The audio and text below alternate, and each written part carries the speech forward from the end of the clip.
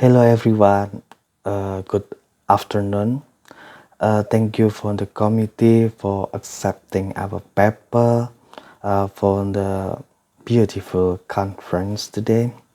On behalf of my colleagues, Mas Deny Yudo Wahyudi, Siti Zaenatul Umaroh, and Bunini Susanti, we would like to share our proposed paper entitled Portuguese Loan Words in the Toponymy of Ambon instead of Hitu language, which is widely spoken in the Leh-Hitu Peninsula in the north of Ambon. Ambonese language is a predominant language spoken in Ambon Island in eastern Indonesia. The Ambonese is composed by various languages as well as spoken by multiracial society. Its global encounter has formed the uniqueness of the Ambonese language compared to another local language, for example, Ternate or Halmahera in the north of Moluccas. However, James Collins, the leading scholar of the Malay linguistics under his book Ambon Malay and a Theory of Creolization, he proposes that the Malay language has strongly affected the Ambonese language during the modern period. Therefore, he insists that the Ambonese is a Creole language, or widely known as the Ambon Malay.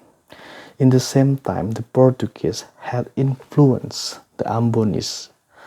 At least some Portuguese words remain to be memorized at present. Paramita Abdurrahman, Antonio Pinto da França, Joaquim Magalhães de Castro have identified the Portuguese influence in Indonesia, and in particular in Ambon, comprising its culture and its language.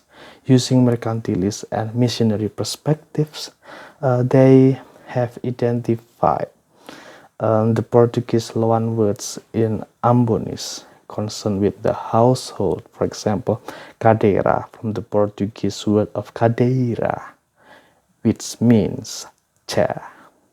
Concerned with trade, for example, the word castela, which is derived from the Portuguese word of cadeira, means castle.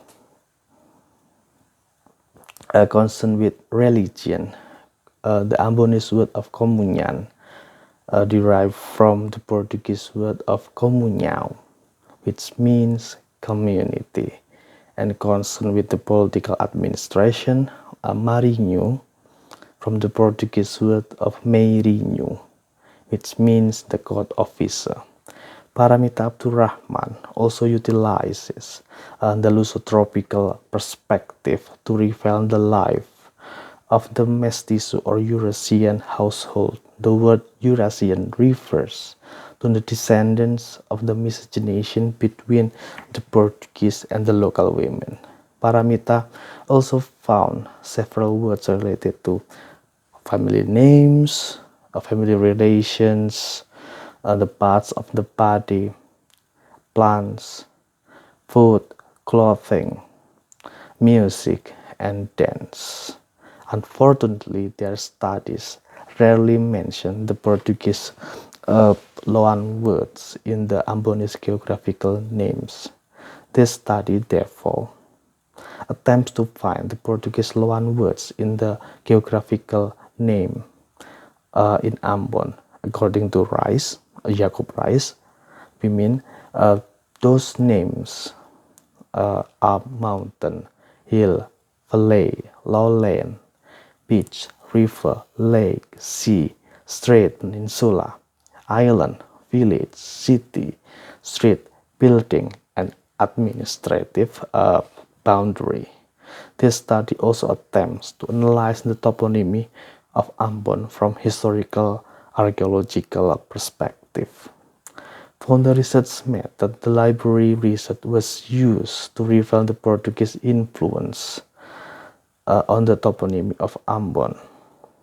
We have several stages. Firstly, the researchers collected the Portuguese loan words in the toponym of Ambon from the secondary literature, for example, from Paramita Abdurrahman's Bunga Angin Portuguese, Antonio Pinto da Franças, Pengaruh Portugis di Indonesia, Joaquim Magalhães de Castro, Lautan Rempah.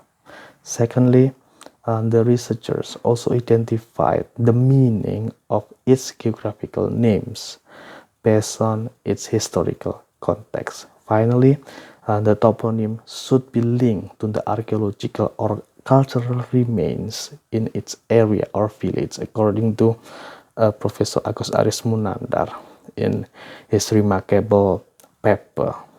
It is used to trace the cultural pattern which shapes the geographical names.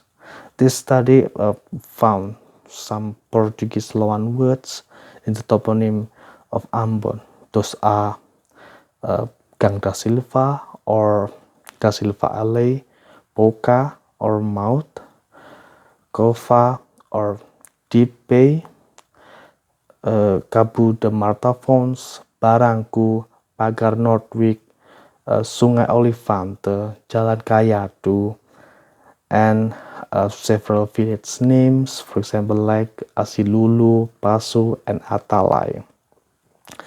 For our consideration, it's clear that the Portuguese loan words are also used to name some geographical names in Ambon. It also adds some category, which is toponymy, in the corpus of Portuguese loan words in Ambonese language. It might be more Portuguese loan words are still unexplored. Therefore, a further research to Ambon is a must. Some countries or villages, especially Galelu, Soya, like Asilulu, Pasu, Atalay, are worth to be revisited. Using ethnographical study, for example, the future researchers could reveal a whole picture of the Portuguese loan words in the Ambonese geographical names. For today, I think it's all for our presentation. We hope you enjoy our video. See you on the conference day. Bye bye.